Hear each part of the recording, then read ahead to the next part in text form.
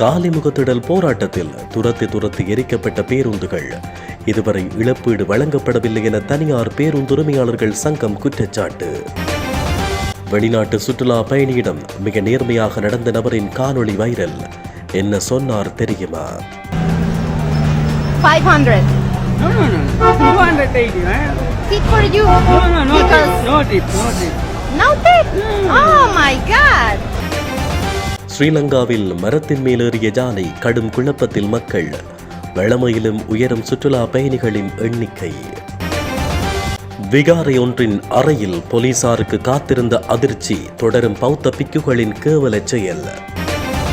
தமிழர் பகுதிகளில் பயணமாகும் அன்னை பூபதியின் உருவப்படம் தாங்கிய ஊர்தி. பின்தொடரும் புலனாய்வாளர்கள். கெடுபிடிகளுக்கு மத்தியில் மக்கள் அஞ்சலி. பாடசாலை மாணவர்கள் தொடர்பில் வெளியான அதிர்ச்சி தகவல்.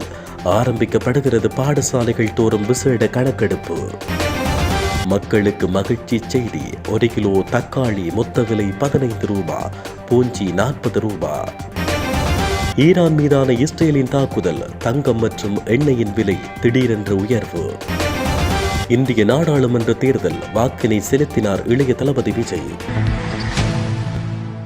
2022ஆம் ஆண்டு காலிமுகத்திடல் போராட்டத்தின் போது பேருந்துகளுக்கு ஏற்படுத்தப்பட்ட சேதங்களுக்கு இதுவரையில் நிவாரணம் எதுவும் வழங்கப்படவில்லை என தனியார் பேருந்து உரிமையாளர்கள் சங்கம் குற்றம் சாட்டியுள்ளது.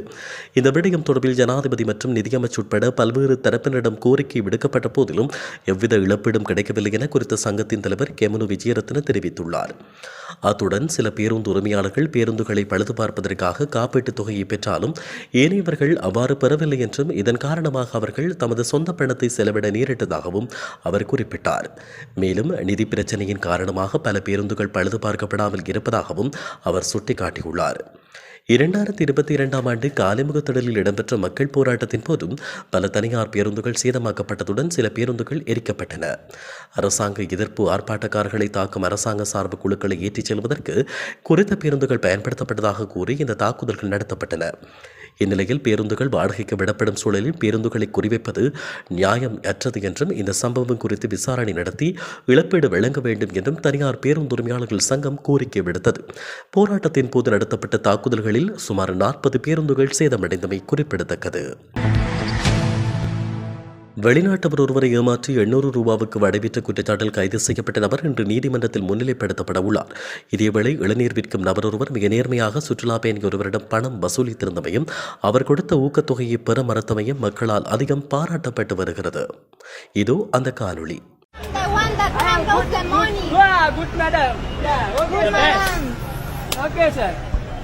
Good madam, do you see? Yeah, good madam. Thank you, sir.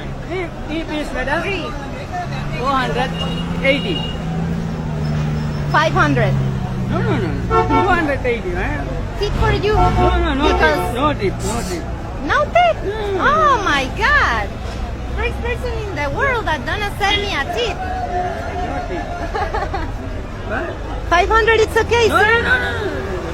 Okay. Thank you. Okay, bye, madam. Bye. Thank you so sir. much. Thank you. Enjoy your tambili, Andrew. Okay. Let's go.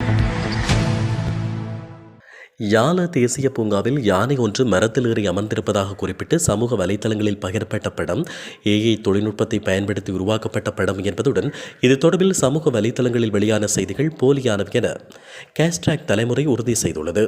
AI தொழில்நுட்பத்தை பயன்படுத்தி உருவாக்கப்பட்ட சில படங்கள் மக்கள் மத்தியில் ஒரு வகையிலான குழப்பத்தை ஏற்படுத்தும் நோக்கத்தில் அல்லது மக்களை தவறாக வழிநடத்தக்கூடிய வகையில் பகிரப்பட்டு வருவதையும் அவதானிக்க முடிவதாக கேஸ்ட்ராக் தலைமுறை சுட்டிக்காட்டியுள்ளது. இதே நேரம் யானை ஒன்று மரத்தில் ஏறி அமர்ந்திருப்பது போன்ற படங்களும் தமிழ் மற்றும் சிங்கள மொழி சமூக வலைதள பயனாளர்களால் கடந்த காலங்களில் அதிக அளவில் பகிரப்பட்டு வந்தன. இமதுவ பெகிரிகன பிரதேசத்தில் உள்ள விகாரை ஒன்றின் அறையிலிருந்து 18,000 மில்லி லிட்டர் கோடா கைப்பற்றப்பட்டுள்ளதாக போலீசார் தெரிவித்துள்ளனர். சம்பவம் தொடர்பில் தேரர் ஒருவர் கைது செய்யப்பட்டுள்ளதாகவும் இமதுவ போலீசார் தெரிவித்தனர். இமதுவ போலீசாருக்கு கிடைக்கப்பட்ட தகவலின் பேரில் கடந்த 17ஆம் தேதி குறித்த விகாரையில் மேற்கொள்ளப்பட்ட சுற்றிவளைப்பின் போது 57 வயதான தீரரே இவ்வாறு கைது செய்யப்பட்டார். இதன்போது சந்தேக நபரிடமிருந்து சட்டவிரோத மதுபானத்தை தயாரிக்க பயன்படுத்தப்படும் பொருட்களும் கண்டுபிடிக்கப்பட்டுள்ளன. சந்தேக நபரை நீதிமன்றத்தில் ஆஜர்படுத்த நடவடிக்கை எடுக்கப்பட்டுள்ளதாக இமதுவ போலீசார் தெரிவித்தனர். சம்பவம் தொடர்பான மேலதிக விசாரணைகளை இமதுவ போலீசார் மேற்கொண்டு வருகின்றனர். தமிழ் மக்களின் உரிமைகளை வலியுறுத்தி மட்டக்களப்பில் உண்ணாவிரதமிருந்து உயிர்நீத்த தியாகதீபம் அன்னை பூபதியின் 36ஆம் ஆண்டு நினைவு தினத்தை முன்னிட்டு அன்னையின் திருவுருவப்படம் தாங்கிய ஊர்தி மட்டக்களப்பு மாவட்டம் களுவாஞ்சிக்குடி பகுதியில் நேற்று மாலை வந்தடைந்துள்ளது. இந்நிலையில் உயிர்நீத்த தியாகதீபம் அன்னை பூபதியின் உருவப்படத்திற்கு அப்பகுதி மக்கள் சுடரேற்றி மலர் தூவி அஞ்சலி செலுத்தினர். கடந்த சில தினங்களுக்கு முன்னர் யாழ் மாவட்டத்தில் இருந்து ஆரம்பிக்கப்பட்ட அன்னையின் திருவுருவப்படம் தாங்கிய ஊர்தி வடகிழக்கு தாயகமங்கு பயணித்த நிலையில் அப்பகுதி மக்களால் அஞ்சலி செலுத்தப்பட்டது. இன்று மட்டக்களப்பில் அமைந்துள்ள அன்னாரின் நினைவிடத்தில் அஞ்சலி நிகழ்வுகள் இடம்பெறவுள்ளன. தமிழ் தேசிய மக்கள் முன்னணி கட்சியின் ஏற்பாட்டில் இந்த ஊர்தி பவனி இடம்பெற்று வருகிறது. மேலும் குறித்த ஊர்தியை பின்தொடர்ந்து செல்லும் புலனாய்வாளர்களால் மக்கள் அச்சுறுத்தலுக்கு உள்ளாகி வருவதாகவும் தெரிவிக்கப்படுகிறது. மட்டக்களப்பு நகரில் அமைந்துள்ள மாமங்கேஸ்வரர் ஆலயத்திற்கு முன்பாக 1988 மார்ச் 19ஆம் தேதி உண்ணாவிரத போராட்டத்தை ஆரம்பித்து 1988 ஏப்ரல் 19ஆம் தேதி உயிர் நீத்திருந்தார் என்பதும் குறிப்பிடத்தக்கது. வெளிநாட்டவர் ஒருவரை ஏமாற்றி 800 ரூபாவுக்கு வடைவிற்ற குற்றச்சாட்டில் கைது செய்யப்பட்ட நபர் இன்று நீதிமன்றத்தில் முன்னிலைப்படுத்தப்பட உள்ளார்.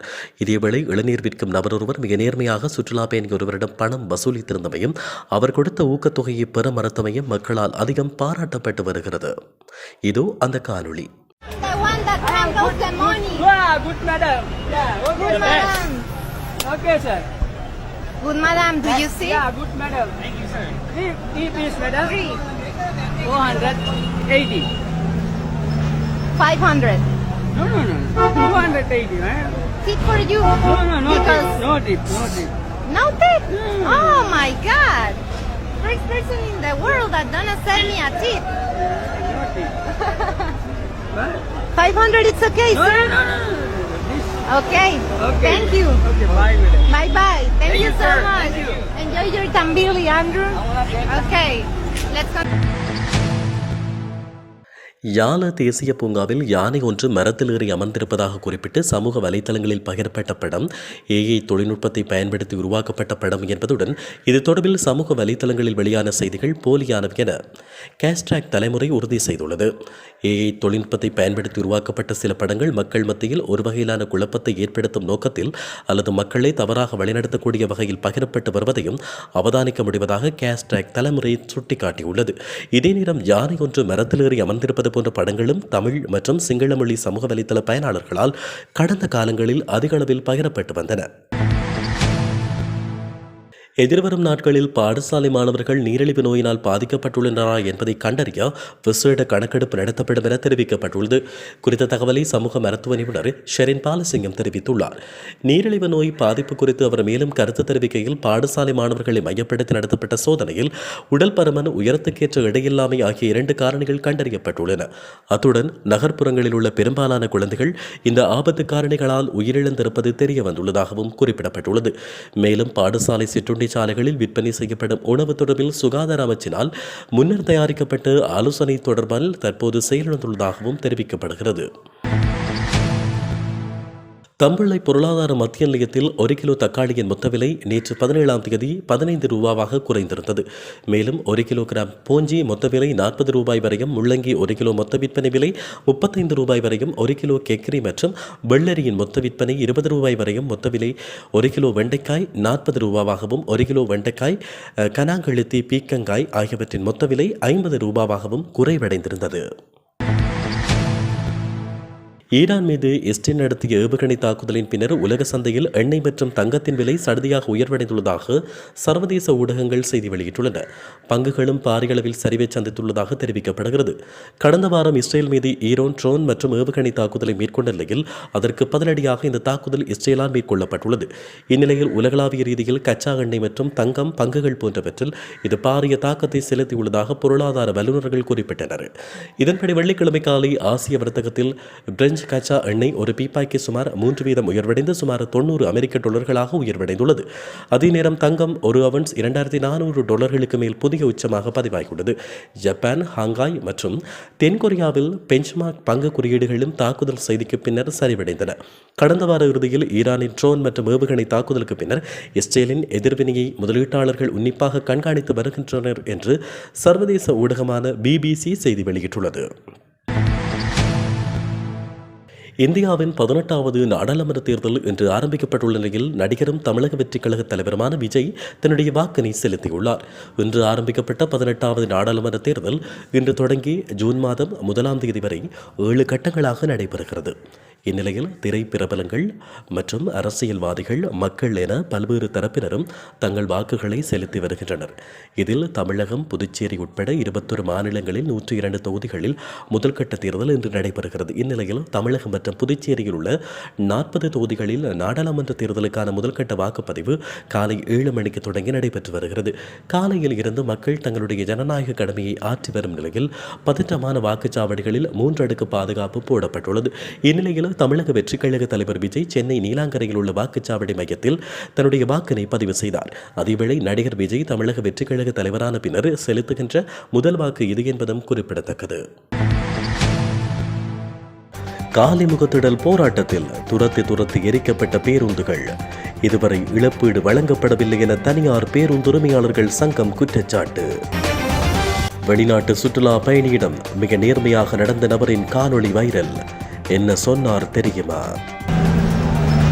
500. No. 280, man. Tip for you. No tip. Because No tip. no tip. Oh my God. ஸ்ரீலங்காவில் மரத்தின் மேலேறிய யானை, கடும் குழப்பத்தில் மக்கள்.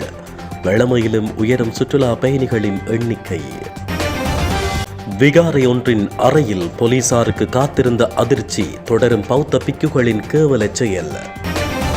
தமிழர் பகுதிகளில் பயணமாகும் அன்னை பூபதியின் உருவப்படம் தாங்கிய ஊர்தி, பின்தொடரும் புலனாய்வாளர்கள், கெடுபிடிகளுக்கு மத்தியில் மக்கள் அஞ்சலி. பாடசாலை மாணவர்கள் தொடர்பில் வெளியான அதிர்ச்சி தகவல். ஆரம்பிக்கப்படுகிறது பாடசாலைகள் தோறும் விசேட கணக்கெடுப்பு. மக்களுக்கு மகிழ்ச்சி செய்தி. 1 கிலோ தக்காளி மொத்த விலை 15 ரூபா, பூஞ்சி 40 ரூபா. ஈரான் மீதான இஸ்ரேலின் தாக்குதல், தங்கம் மற்றும் எண்ணெயின் விலை திடீரென்ற உயர்வு. இந்திய நாடாளுமன்ற தேர்தல், வாக்கினை செலுத்தினார் இளைய தளபதி விஜய்.